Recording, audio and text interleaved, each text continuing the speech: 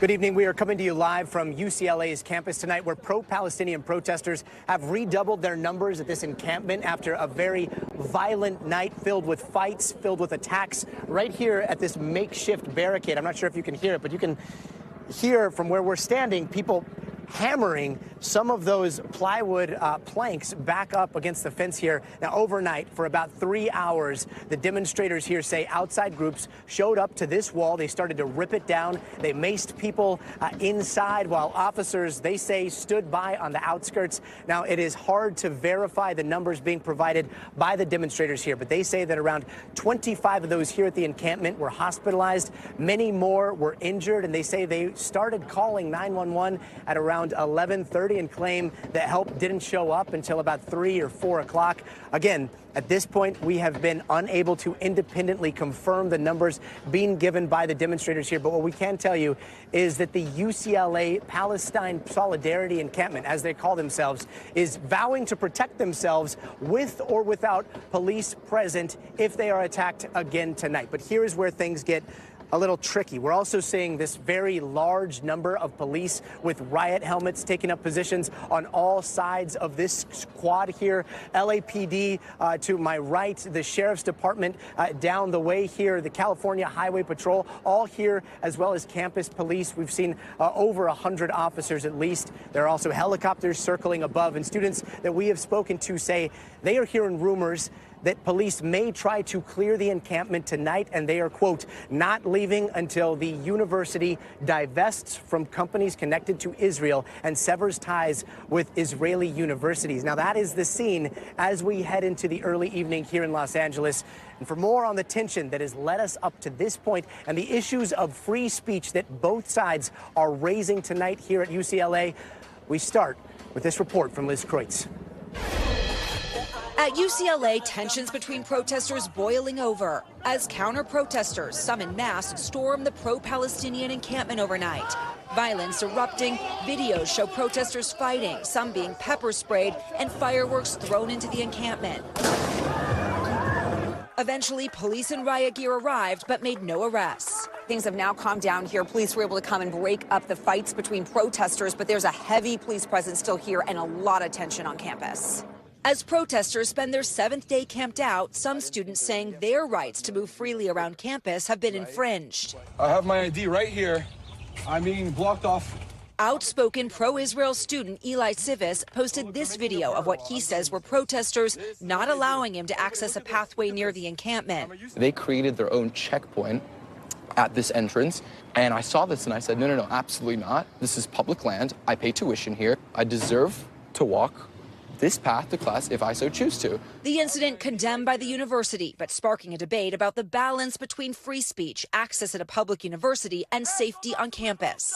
Yama is a pro-Palestinian protester who says she was pepper sprayed overnight. They're saying that what we're doing is unlawful, but what I've seen in the encampment is that we are trying to be as peaceful, and we are trying to ensure that everyone is safe and that our community members are protected in their right to protest. By an NBC News count, nearly 50 U.S. colleges and universities nationwide have encampments with students demanding their schools divest from Israel over the country's war in Gaza.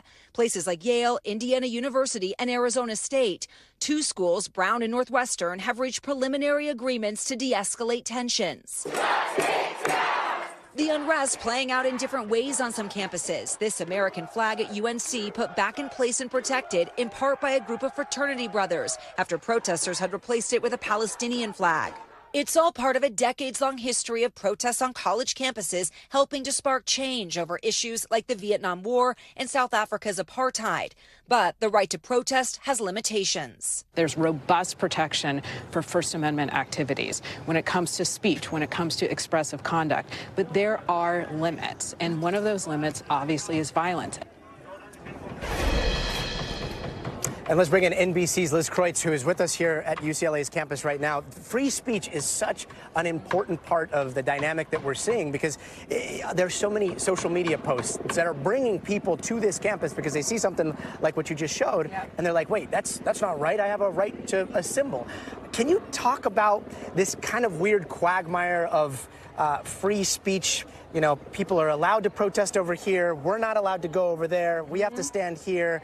People aren't allowed to be where we are. How does this work right now? Well, that's been a big question that's been raised, and that's this idea. For a while, we've been talking about free speech versus hate speech, but now we're starting to see this tension between free speech and, like you're saying, you know, freedom to go about a public space that you have every right to be at, just like these students do. If these students are allowed to protest here, some of the students are saying, why can't I walk through this hallway to get to my class right here? So to just show you where we are right now. We've got your photographer, Carlos, standing by over here. So this is where we're standing. Yeah. You've got over here the Hamas free the hostages. That's not part of the encampment, right? What you're looking at over there, that is from pro-Israel protesters earlier. Right, and a lot of this is blocked off because of these confrontations, but essentially this area right now where we're looking, where there's that free hostages screen, that is where the pro-Israel counter-protesters have been allowed to come. And then on the other side here, what you're looking at, this is the encampment at Dixon Plaza. You can actually hear it. The students are fortifying the encampment right now. I think they feel like something's, yes. Yeah, the plywood. They are fortifying, getting ready in case anything happens tonight. And then all around, you've got almost like event staff. These are staff that you'd normally see at like a concert. Totally. Or they don't have power. Event. They're just standing around. And so they're standing around,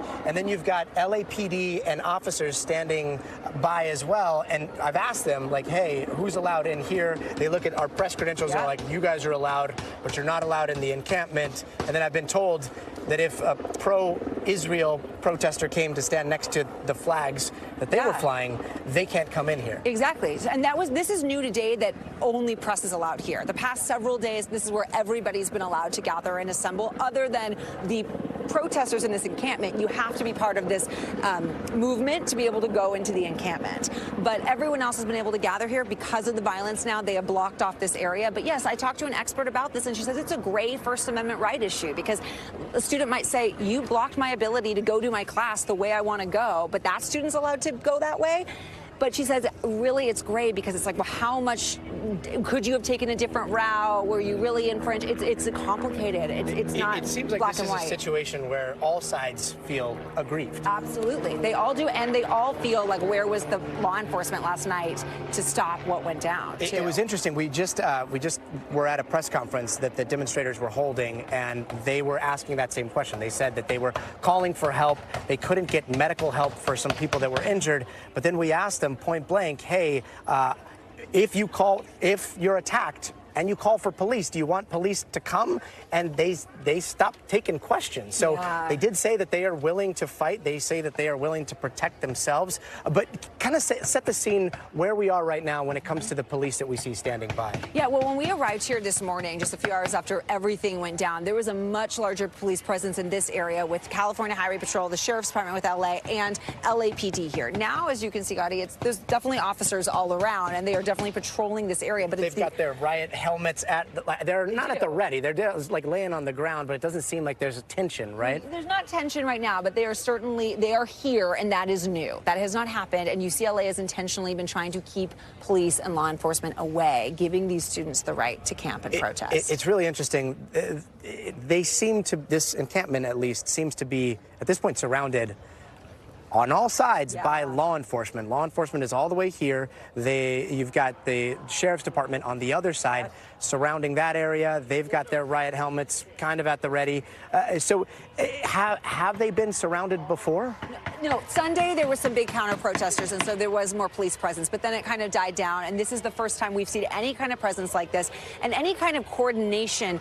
And it seems like students are getting a sense that perhaps we're hearing something too, but perhaps police could decide to come in and disband the encampment. Yesterday, the university came out and said this is unlawful, told the students they're going to have to leave. My question is, does the university allow this to go on for another night? And if so, what happens? Are we going to see more counter-protesters show up and say, wait, why am I not allowed into this area if they're allowed to be here? And it's really interesting because we've talked to students who have been hearing rumors that they will be raided by the police at some point in the next 24 hours, and they are preparing for a standoff. Right. And yet we saw a note come out from the chancellor, and that note seemed kind of apologetic. It seemed conciliatory towards the protesters, apologizing for what had happened yesterday. Well, that's because of all the criticism. The UCLA is getting a lot of criticism right now about the fact that it took hours, it seemed, for any kind of police presence to come and break this up. And there were students sent to the hospital, and it was truly violent last night. And there was fireworks being thrown into here, as we were showing. The governor himself, the governor's office, I should say, put out a statement calling the police response pretty appalling and saying it needs to be investigated and looked into. You were talking about fireworks, mace being used towards the protesters. Yeah. Fireworks, and then, like, I gotta say, just standing here, like, this is all wood. These are wood pallets. Yeah. This is a wooden barricade. Yeah. It seems like a recipe for a very chaotic night. Oh, absolutely. There's several hundred students in here at any given time, 200 to 500 students potentially in here. You need a lot of law enforcement to come here to be able to get those students out and take down the barricades they set up and all the different things they've done to keep themselves fortified and safe. This is not going to be an easy task. And I asked one student today, she's like, we're not going to leave. We're not going to leave till our demands are met. She's willing to be dragged out of here, just like we saw at Columbia, if that's the case. Interesting, Liz. And actually, we've got our colleague on the other side of this, down below the quad. That's Steve Patterson. He's at a completely different vantage point with a completely different set of officers. I believe it's the sheriff's department down there. Steve, what are you seeing on the other side of the demonstration here?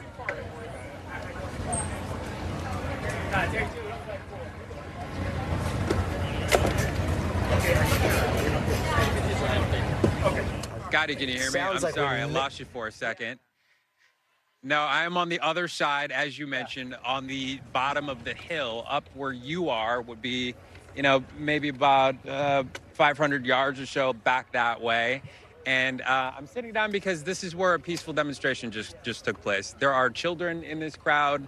There are people that I've spoken to in this crowd that wanted to relay their message that this is about peace. This is not about violence, and that their message has been misconstrued in a lot of ways, including the way that we portrayed what happened last night. According to them, that was not a clash, that was an assault, that counter-protesters came into that encampment with essentially weapons, including those fireworks, including materials that they found from that broken area, and used that to fight people inside the encampment. The thing that is so eerie about this, as you mentioned, is that the sheriff's department is right next to this. Right now, people are sort of peacefully assembling here. If you turn that camera around, you would see, we have some of our crew there, but you would see, sheriffs just pooled there. Everybody's sort of just waiting. There is this eerie moment and this realization that this doesn't have long to go. And I think we have that feeling probably for the last 3 to 4 hours. These sheriff's department's deputies have exactly what you said. They have the riot gear. They're all in those vehicles. And they're not obviously bringing them out. But I think everybody is sort of anticipating what will happen next.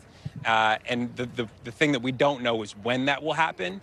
But people I've spoken to just in this crowd just now, and the crowd is now sort of pushing back toward you, is that they are preparing for a fight. And they said that in no uncertain terms, that they will fight back no matter what happens next, Gadi. And so when we say that they are preparing for a fight, they say last night they were attacked by outside agitators. Are they also preparing for police to come in and give resistance based on the conversations that you've had? Yeah, look, I mean, there are a few visual cues that we saw just a few probably hours ago. First of all, when we saw police lining up with those riot helmets, that is something that we hadn't seen, as Liz mentioned, since we've been here. Really, they were plainclothes uniforms, and they were doing security just to make sure everybody was okay. Ever since the police got those riot gear outfits on, the helmet, sort of the non-lethal weaponry that we've seen in the past hour or so, the protesters have responded. In that camp behind you, you will find sort of slabs of wood with ropes fastened on them. They're essentially makeshift shields.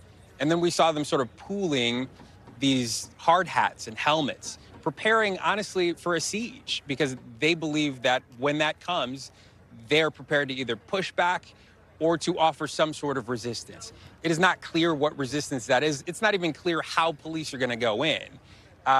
but they just wanted to make sure that I knew that if that came, that's the way that they would approach it, Gadi. So it's really tense.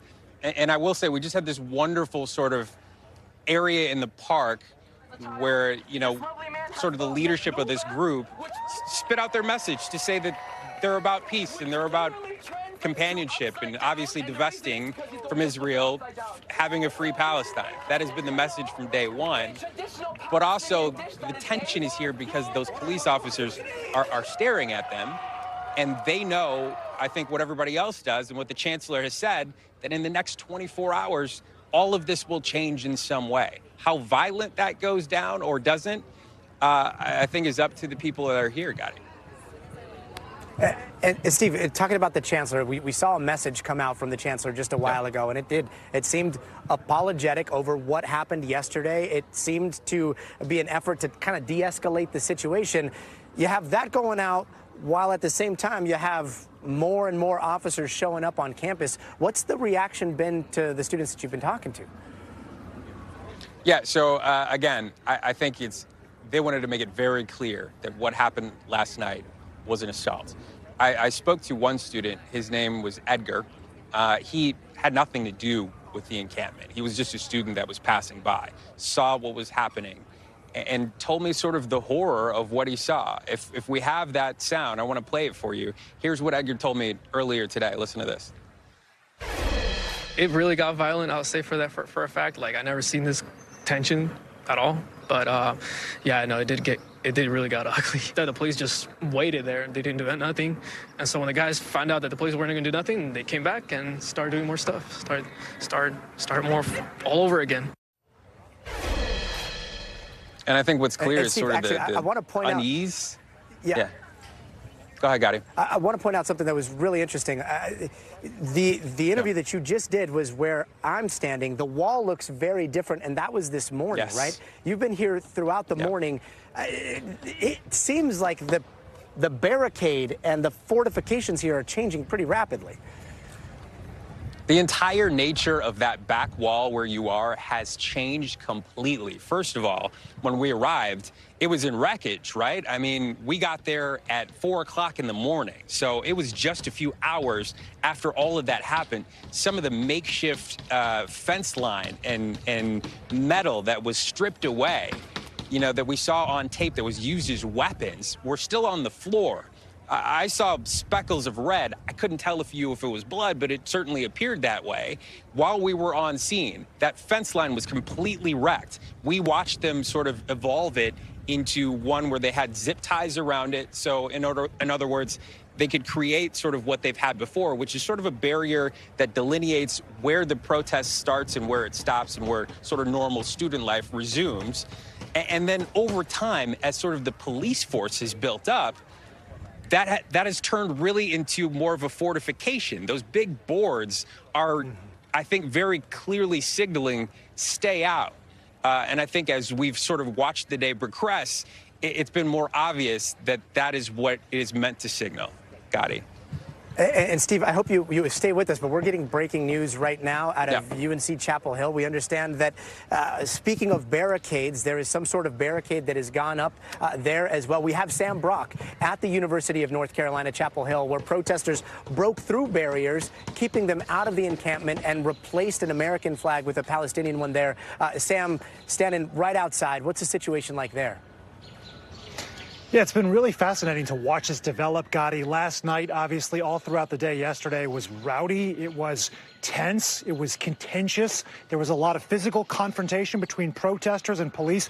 What I'm seeing right now is a far cry from that. And yet, as night falls, they are putting right now a full barrier around where the flagpole is in the middle of the quad on UNC Chapel Hill's campus. And not just one layer either. That's a second layer that is going up right now. The first one basically separates the outside of this quad area from the flagpole by about 30 or 40 feet. And then another one beyond that really is a testament to the events of what we saw in the last 24 hours here, because so much of it had to do with breaking up encampments. That happened starting at 6 a.m. on Tuesday. There were dozens of tents all over this quad area. They were wiped out by police. The administration came in and said, yes, you have a right to freedom of speech and freedom of assembly. You do not have a right to maintain an encampment in the middle of a public space like this. And the university came down hard, and we're seeing the consequences of that right now. No protest tonight. But the second thing has to do with flags, and specifically the American flag coming down by the pro-Palestinian protesters, and they replaced it, Gadi. Here is the video right there with a Palestinian flag. That went up.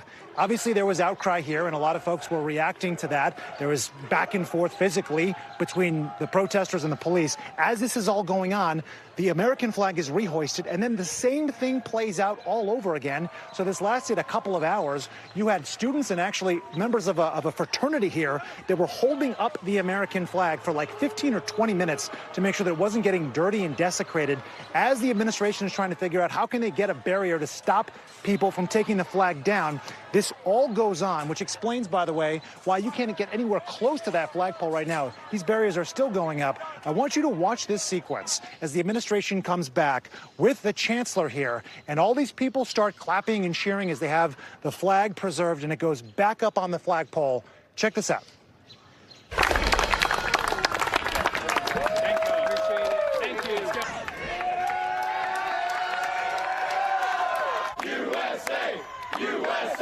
How did people perceive that flag being taken down? I think people were really hurt, and it showed with some of the students that held the flag up. I think we have to get different policies to stop this in the future, and it's across the country. It's not just happening here. So that's Bob. Bob Gadi is a maintenance worker that's been at the University of North Carolina for 27 years. He had no expectations of getting involved in what happened yesterday, saw this all breaking out, and wanted to support the students that were protecting the flag. And those were sort of his thoughts and reflections on what happened. Calm at the moment right now, but a lot of people really sort of just soaking this up and trying to see what is the playbook, what is the template for stopping the madness and stopping this sort of tension, but still allowing for free speech. You talked about the plywood that's going up behind you. And yes, tonight, the version of physical barriers here is metal fencing and mesh lining on that. Will it work? Will it prevent violence from occurring a second day here? So far, so good. But we still have to see. What a dystopian game of capture the flag, it sounds like, is happening out there. And that's something that, you know, a lot of people are going to see and inspire them to come down and protest, right? So what does the police response look like right now at UNC? So there was very light presence of police officers when we arrived on campus earlier this morning, which I was kind of surprised about given the events of the last 24 hours. Over the course of the day, I've seen it ramp up. There have been several police cars out here. There's actually 3 or 4 officers that are in the middle of that triangle behind me, kind of monitoring the situation. Yesterday, Gadi, just to give you some more color and context, during these confrontations with protesters, there is plenty of video of people being hurled to the ground. There's pepper spray that's deployed. Water was being thrown. That doesn't really seem that severe, but definitely there was physical violence between the students and the officers, to the point where there's a lot of concern right now about potential lawsuits being filed against how those officers conducted themselves. So there was definitely a fever pitch quality to this. It didn't last all day. It started in the morning in waves during that first encampment, and then again in the afternoon. It got calmer by the evening. Nothing so far today to suggest we're in for a repeat of that, but just the mere fact that this physical clashing between protester and police is possible and replaying is something that obviously is everyone's darkest fears here. As we look again, this is video from yesterday, the barricades being thrown, everyone's in each other's faces, and this goes on. There was, I should mention, 36 detainments. 30 people were cited for trespassing and let off on the spot. 6 others were actually taken to a magistrate's office and formally charged. You see the smacking of the megaphone there. So this was all going on back and forth. One last point. Of the 36 people who were detained, 1/3 of them are students, 2/3 were not students, right? So that also speaks to this idea that there's other groups getting involved that go well beyond the campus when it comes to organizing protests right now, standing, as they say, in solidarity with Palestinians in Gaza, everyone who is suffering right now, calling for divestment. But also there is this quality of physical engagement that we've seen, certainly not just on this campus, but other campuses across the country. Sam Brock, incredible reporting there. Thank you so much. We'll be checking back with you hopefully in a little bit. Let's turn now to the University of Wisconsin-Madison, where earlier pro-Palestinian protesters and police engaged in another tense standoff there before cops removed the protesters' encampment and made several arrests. Annika Bereni, Annika Barani is a senior reporter at the Daily Cardinal, a student newspaper there. Annika, thank you so much for joining us. Can you tell us what happened on your campus? Yeah, so we were alerted that the police would be coming in early in the morning. And so I was the first reporter from the Daily Cardinal, which is the student paper that I work for, the student paper I'm in the office of right now. I arrived shortly after sunrise at around 5:45 a.m. At around 6:53 a.m., whistles started going off where the protesters realized that the police had arrived. And from there was a 15-minute warning before we began to see 3 different branches of local law enforcement come in. So the Sheriff's Department, the UW Police Department, and the Wisconsin State Patrol all arrived. And they gave this 15-minute warning. They gave a 10-minute warning, a 5-minute warning, and then they began to take down the tents. And at that point in the morning, it was really only the people that had slept over that were there. So there was approximately 30 to 50 people, perhaps. And from there, they really could only circle 2 or 3 tents at that point. But as they sent out all hands messages, more people began to show up. And once the patrol had gotten, or once the law enforcement had gotten past the first 2 groups of tents that weren't protected, they had a standoff with the protesters before they started coming in. And then from there, what we saw was a lot of violence from law enforcement. I think you're seeing it in the video right here, where there was shoving with riot shields. There was a lot of shoving from both sides as protesters tried to hold the line. And then people were thrown to the ground. One professor, Samir Alatut, he was bleeding from the head when he was detained. And many other people were bruised, were injured. I think 34 were detained, only 4 were charged, but it was this mass event, and it all happened so early in the morning that really the only people there was media at that point, and protesters and other people who were maybe on a morning run that had stopped by to watch the cops come in.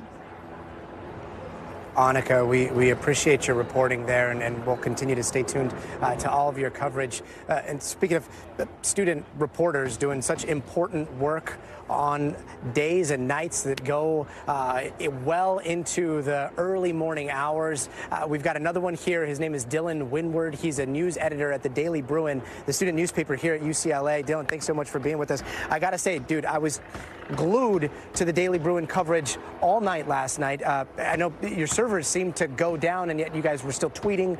You're still providing so much information. So in terms of what happened last night, what went down here?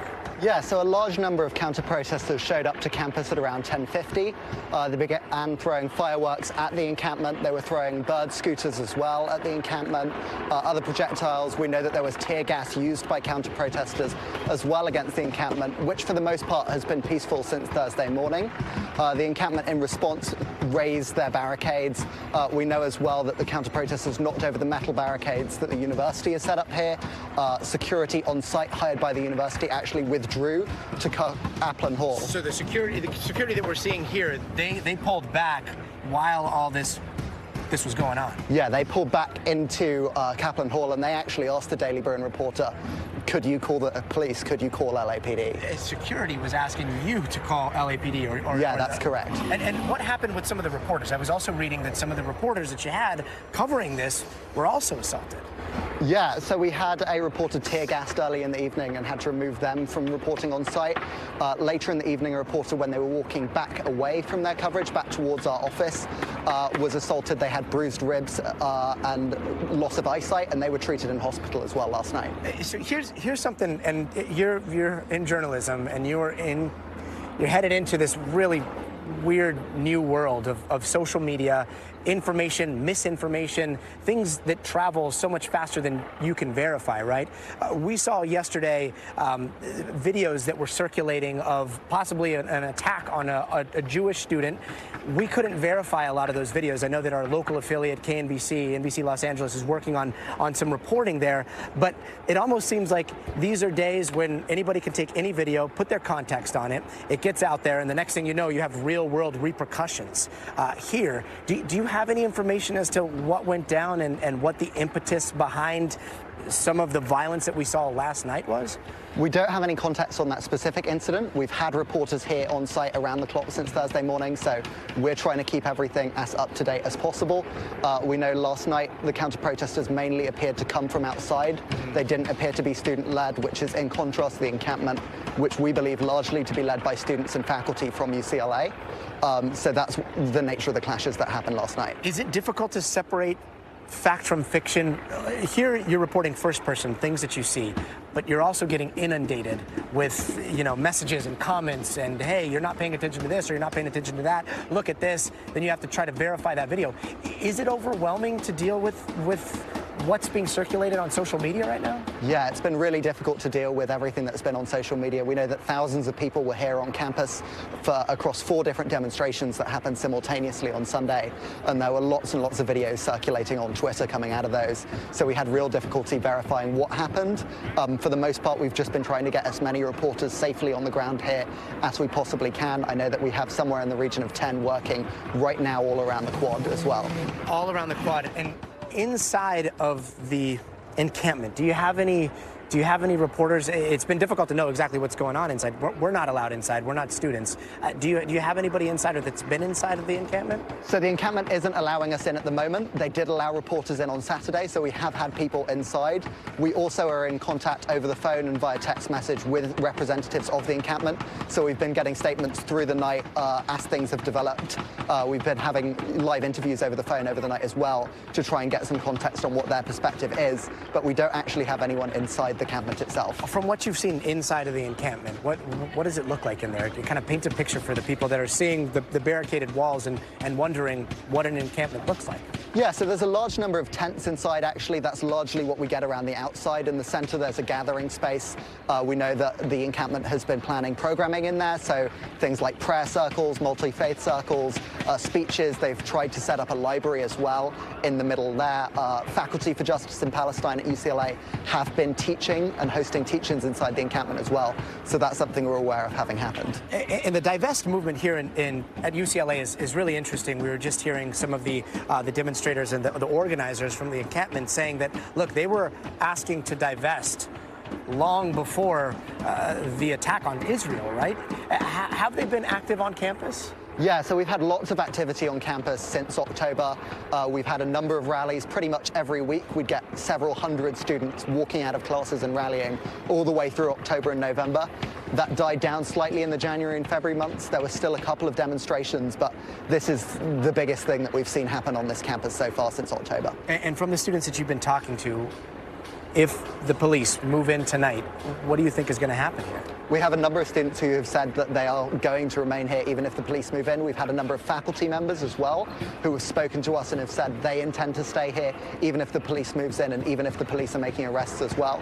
So from everything we understand, that's what their plan is. We don't know whether or not the police are planning on moving in today. There are lots of rumors circulating from inside the encampment that there is a plan to, but we haven't seen any hard evidence of that, and we haven't had a statement from the university saying that they will send police in. Now, you were here on the ground. This is your campus. This is your community, and yet it is the center of the world's, focus. Given everything that you see from the outside, what do you think people are getting wrong about what's happening here at UCLA?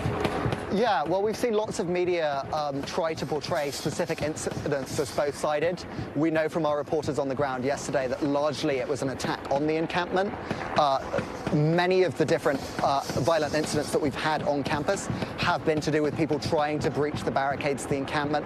We know that people were trying to sneak through the bushes on the other side with ambiguous backpacks on another evening. So that would definitely be one misconception that we think is important to correct, and that's why we've been working so hard to accurately portray who's been doing what and when. And do you know who attacked your student journalists? We know that it was counter-protesters. We don't know what group they were in. They were wearing balaclavas and masks, so we weren't able to identify them. They came to campus dressed in black as well, so it's very difficult for us to know which groups those were. Dylan, I appreciate your reporting so much. You give me hope for the future. Thank you so much, and stay safe tonight. Thank you. Let's bring in Lauren Rhodes. She is a university editor of the Daily Tar Heel, the student newspaper at the University of North Carolina, Chapel Hill, that we were just getting images from. Can you paint us a picture of what's happening on your campus there? Hi, thank you for having me. Yesterday, we had police enter our campus. About 2 days previously, students who had created an encampment put the poles back in their tents, which directly violated university policy. And we were expecting police force to come in Sunday night or maybe Monday, but it wasn't until Tuesday morning at around 6 a.m. police presence came in. They detained protesters and they removed all the tents from the encampment. And then that afternoon, there was a silent vigil that quickly escalated after protesters knocked down barricades that had been set up around the campus. And then the police came in and pepper sprayed the crowd and detained some of the protesters. And how long was it before police moved in from when they started staging, do you think? It was actually about an hour. We were a little surprised. We were waiting for the police to come in earlier. But the barricades came down. Protesters went to a flagpole that's right in the center of our quad, and they took down the American flag and put up the Palestinian flag. And they were rallying around there for about 30 minutes before police came in. I got to ask about the vibe on campus. So those that are not involved in the protests, what's the general reaction to a student that may be kind of like apathetic about the protests that are happening right now? Or is there no one that's apathetic and everybody's engaged? What's the situation? These protests have been going on for months on our campus. These students, especially the students at the UNC chapter of SJP, Students for Justice in Palestine, have been advocating for the same demands since October 28th. So it's hard-pressed to find a student who doesn't understand that these protests are happening. And this quad is right dead center in the middle of our campus. It is where most students cross to go to class, and it is where most students sit to study and talk in the afternoon. So I would be surprised if someone didn't realize these protests were happening. I think that it was interesting because this happened on our last day of classes, and you could hear music from frat parties happening during the silent vigil and during the protests. And you had this like strange dichotomy of protesters, counter-protesters, bystanders, and then people who were a few streets over partying and celebrating the last day of classes. It's a very interesting vibe, especially considering that UNC's had a tough year because we started our year at the fatal campus shooting. So I think a lot of students are just tired and emotional. And Lauren, last day of class, basically the campus is going to start shutting down, right? Do you think that these protests are going to continue, or does this take a lot of the wind out of what we've been seeing there? So the protesters actually said they would not be coming back to that quad called Polk Place because of the heavy police presence. We were reporting that police were bringing in riot gear, shields, batons, armored cars from neighboring counties. And protesters said they weren't coming back because of the huge police presence. There was a small union rally this afternoon, but we haven't seen another protest really happen so far. They've also set up 3 sets of fences, going from barricades to about 6-foot-tall fences to about 8-foot-tall fences surrounding the flagpole, which is supposed to act as a deterrent to student protesters. Lauren Rhodes, really appreciate your reporting. Thank you so very much for this insight, and please stay safe. Thank you, same to you. Let's go to NBC News. Sure. NBC News law enforcement analyst Jim Cavanaugh is standing by. He always gives us such an insightful perspective from law enforcement. And Jim, I'm standing out here. I'm just going to describe what I'm hearing, and you tell me what you're seeing from a law enforcement strategy perspective. Right now, we've got this barricade up. I'm hearing the sounds of hammering. That hammering is reinforcing all of these wooden barricades that are up, being propped up by metal fencing and pallets. And you just hear that constantly. That is reinforcement happening right now. Behind that is wave after wave after wave of tents. And we know on the inside there are stacks of gas masks, there are stacks of helmets, and we have very passionate, very fired up students here saying that they are willing for a fight, whether that is with outside agitators and they will defend themselves, or they are not prepared to move if police move in. So given the fortifications that you see here, if law enforcement was to push in, what would that look like? Well, you know, those fortifications are really not going to be any real barrier to law enforcement. I mean, law enforcement deals with those kind of things all the time. You know, an armored vehicle, even a dump truck, could just drive right through drive right over that and smash that. That's really not any big worry. The police are not going to be, you know, hampered or scared away by that. But it doesn't necessarily mean they're going to move in either. You got LAPD there, you got LASD, and you got this CHP there. So they're all there. All the three big agencies are there where you are, Gadi. And with the more officers you have, the easier it is going to be to deal with the protesters and anarchists than it will be if you have fewer. If you see the scenes at UNC Chapel Hill and in Madison today, you know, there's just not enough officers.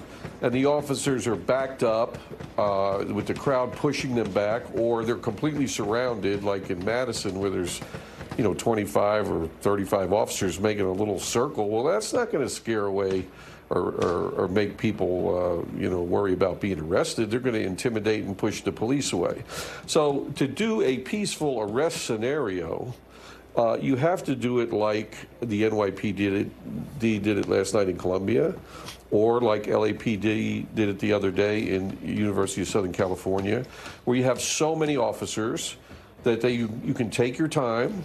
You can slowly engulf the people you want to arrest. You can make an announcement that you need to leave or you'll be arrested. Some will, usually some do, and you get whittled down to the hardcore. So, you know, whether or not LAPD and LASD and CHP are going to make a move tonight, it's not certain. Now, if violence breaks out, counter-protesters show up, you know, who are they? I mean, we don't know who they are. They could be anything from neo-Nazis to anarchists to local, you know, hooligans trying to start trouble. Then I think the police will step in there and they will, you know, make arrests if there's any violence they see. I don't know the great urgency of moving on this encampment. I don't really, in LA, I don't really know if there's no violence going on. I don't really know that there's a great urgency to do that. So the police commanders will have to make that decision along with the university. And Jim, we've also got NBC News senior law enforcement analyst Cedric Alexander, who's joining us too. I'd love to just make an impromptu panel on the law enforcement perspective here, since we have both of you.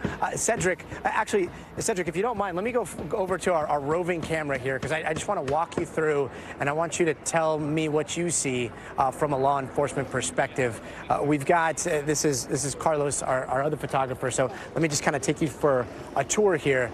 This is what it looks like on the outskirts of the encampment here. These are the barricades. We've got officers standing by on bikes up here. These are campus security officers. We've got these event staff security officers that are politely asking people their affiliation and letting people in or not letting people in. These are the metal barricades that they're kind of manning. But that knocking that you're hearing, that is hammering that's going on the other side. You've got all of this wood.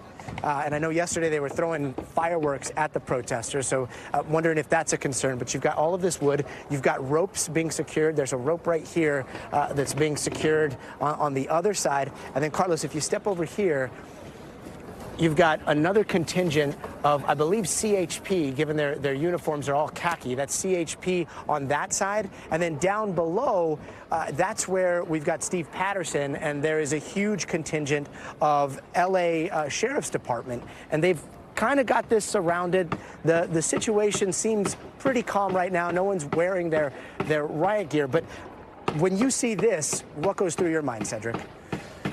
Well, you know, when I take a look at this, it becomes very concerning for me on a number of levels. One, when you see that type of fortification that's being put in play, and you hear the construction of that fortification, as you alluded to a few moments ago in your reporting, that is a great concern. It puts you on the impression is that those on the other side of those panels there are preparing for engagement. And however they may have to look, whether it comes from the opposing side or whether it comes from law enforcement who has to go in and carry out a duty or a function that may be asked of them by the university.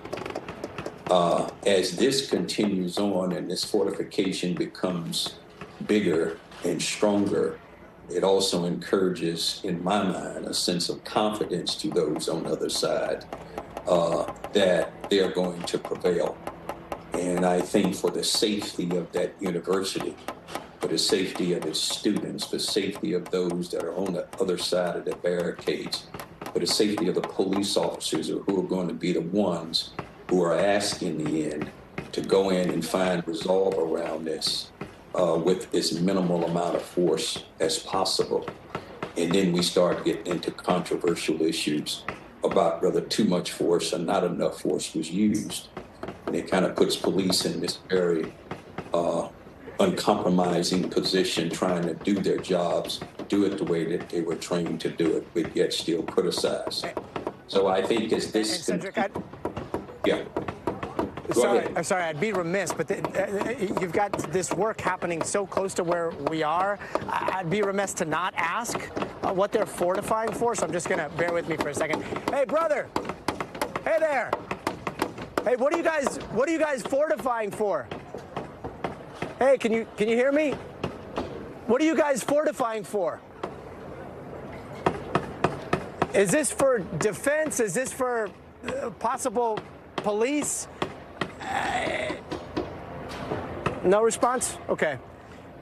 You know, I guess they're hard at work here. We have heard from the demonstrators earlier that they are prepared to stay here whether the police come. They have also said that they are prepared to defend themselves without the police. It's really interesting hearing you talk about the fortifications growing here, because that's certainly what we're seeing happen in front of our very eyes. But given the positioning of the law enforcement that we know of that are publicly, we can see them in public. We don't know what's happening behind the scenes. But does it look like anything is imminent here? Well, I think we can draw all kinds of speculations just based on what's being evidenced in front of us. I mean, anytime you see a continual fortification of that piece of property there on campus, and you have those that are in continual construction, and when you ask them a question of what are you preparing for, they go silent on you. I think that, and I agree with my colleague Kavanaugh, is that there needs to be no urgency around any of this and kind of wait this out. But then the other side of that coin is the local law enforcement, along with the university leadership, are going to have to make a decision about what stance that they're going to take, because this cannot be ongoing, because it's not going to be to the benefit of that university community, to the reputation of UCLA, and to those that are behind that wall. And certainly it's going to put more of a strain on law enforcement in that community when the type of resources that are going to have to be drawn to that small space in order to overwhelm whatever resistance that may happen. We know that, as you reported, they have gas masks. We know that they have helmets. And we're aware, and it's clearly evident, that they choose to take a stand. So I think we don't know what negotiations may be going on behind the scene. And I certainly am not going to speculate what local police in that community is doing, but I'm going to have a great deal of confidence. And that is based on my experience, the confidence I have in them that they're going to do a very professional job when they're called to do so. And hopefully this can come to some resolve without incident. I appreciate that perspective there, Cedric. Jim, last question here. Do you think that it's possible that this can end tonight completely peacefully?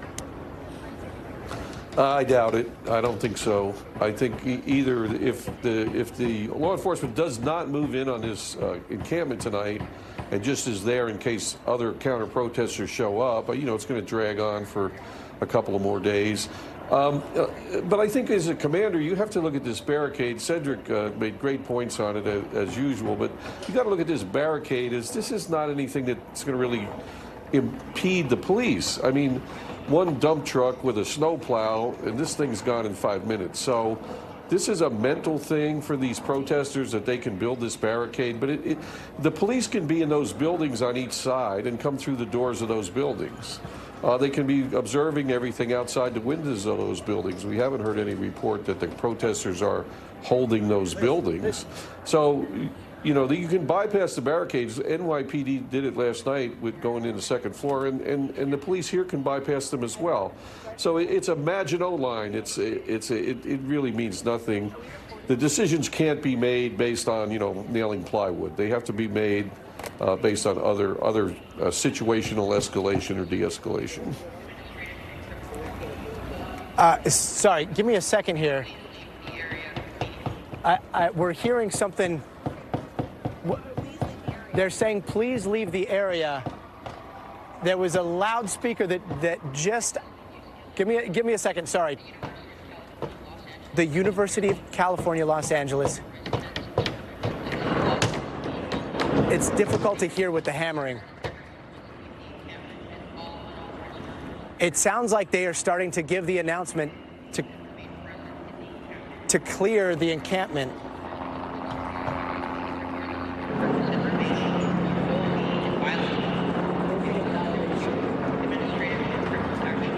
Yeah, it sounds like they are getting ready to clear the campus. They're at least warning the encampment here that they will be in violation of student policy or something. Again, it's hard to hear because there's so much hammering that's happening, fortifying of these walls, and then you've got the demonstrators are chanting something, but it's difficult to hear. We are not permitted access into the encampment, so we are going to wait to see if we can get some sort of confirmation as to what's happening right now. But there was just something that happened over the loudspeaker. We believe that disbursement orders have been given, but we are not 100% certain. So we are going to we're going to be trying to verify that.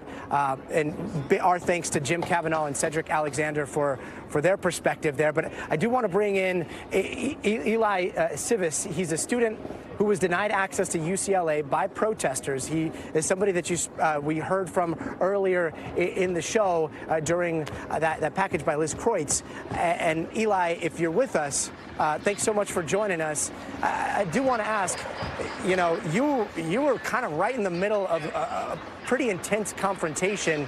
You're still here on campus. What do you see happening on campus, on your campus today? Hi, thank you so much for having me. I want to say that I see pure anti-Semitism forming in the backyard of UCLA.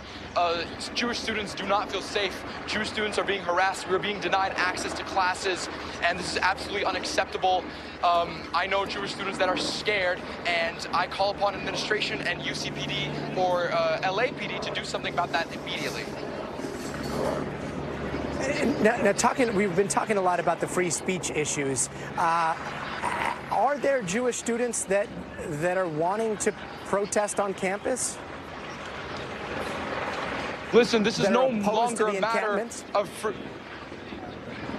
so this is no longer a matter of free speech, if I heard your question correctly. This is now a matter of what is legal and what is not.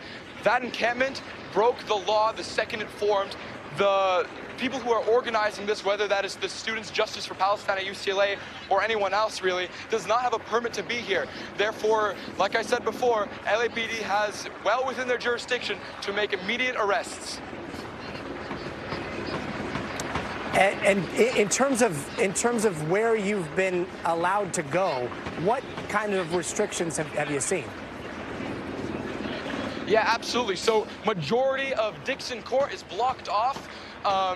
You can only go into the encampment if you are an anti-Zionist, and because I am the face of Jewish students here at UCLA, and they know who I am, and I wear this Star of David necklace proudly, they do not let me in.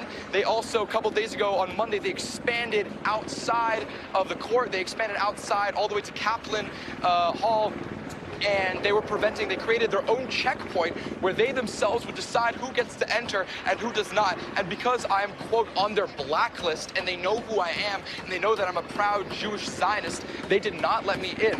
And they forced me to walk all around the school just to get to my class, to which I was late for.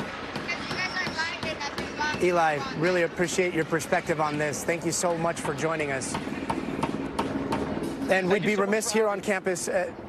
Sure, absolutely. And we have heard from the demonstrators. Some of the demonstrators are pretty disciplined in their media messaging, if you will, but they had a press conference a little bit earlier. So I want to play some of what they said at the podium when they were talking about what they were hoping to get from the university and what their list of demands were. Take a listen.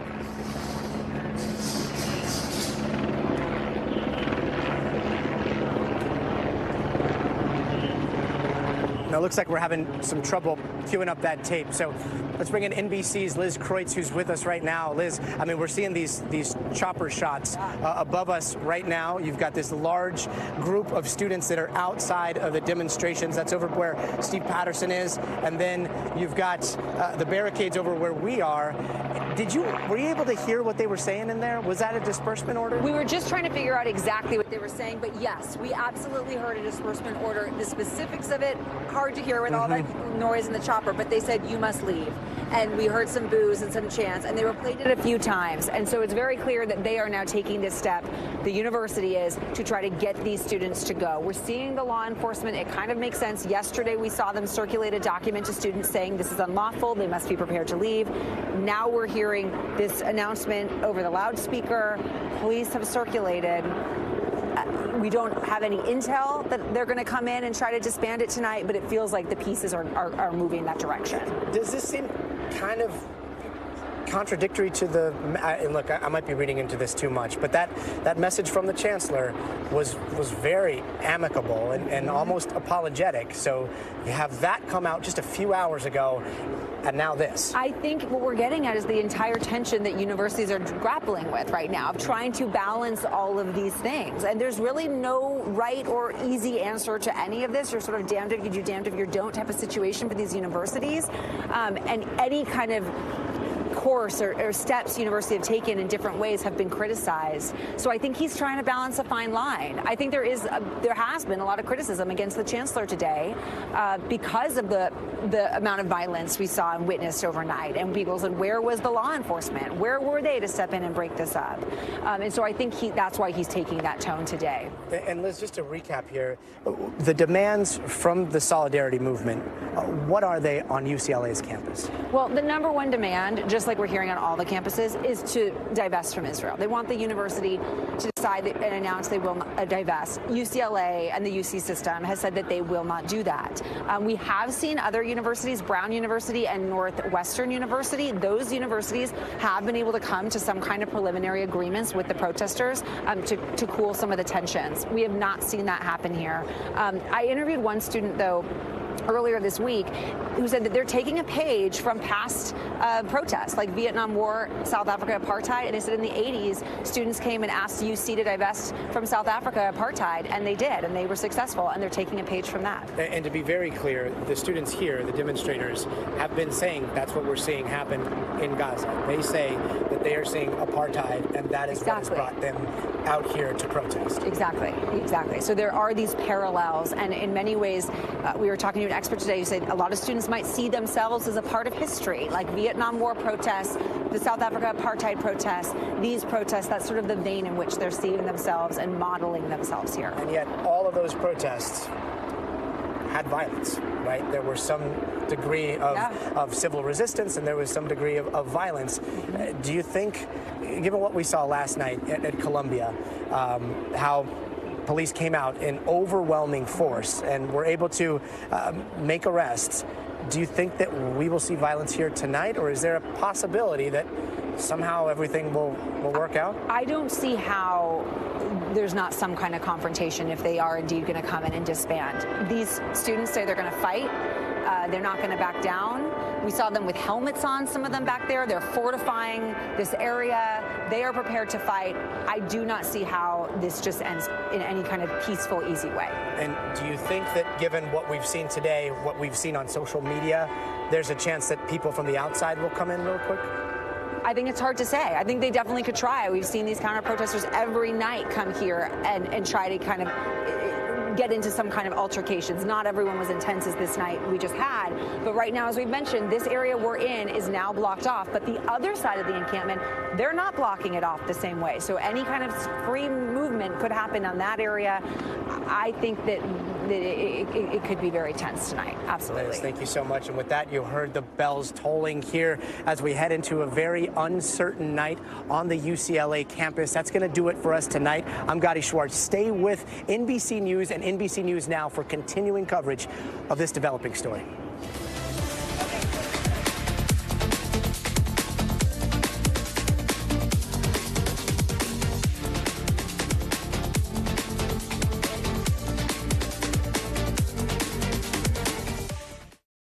Thanks for watching. Stay updated about breaking news and top stories on the NBC News app or follow us on social media.